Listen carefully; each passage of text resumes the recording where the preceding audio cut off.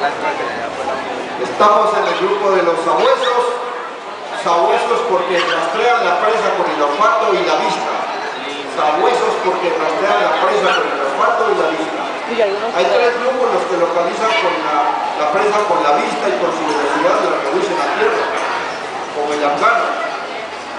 Los que persiguen la presa con el olfato ladrando para que el cazador pueda seguirlos, como en el caso de Beagle que tenemos en este momento en competición.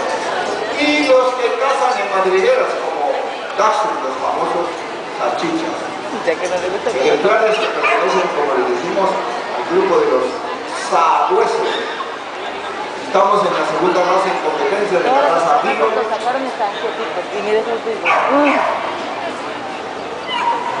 Y igualmente hacemos llamado a ejemplares de la raza Basset Hound, Basenji, Bloodhound, Dachshund, Foxhound, Harrier, Rhodesian, Saluki y Whippet.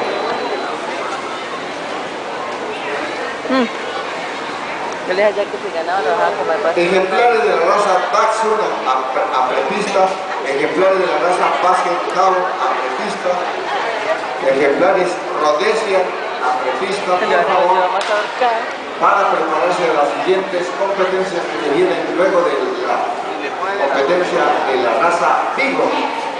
La raza Beagle es una raza inglesa, dócil, cariñoso, extremadamente amable y buena compañía, con más de 20 años de presencia en Bucaramanga. Más de 20 años de presencia esta raza en Bucaramanga. Afectuoso, obstinado, exige educación firme, aparentemente calmado, atento. Porque obstinado es requiere educación firme. Aplausos para estos ejemplares de la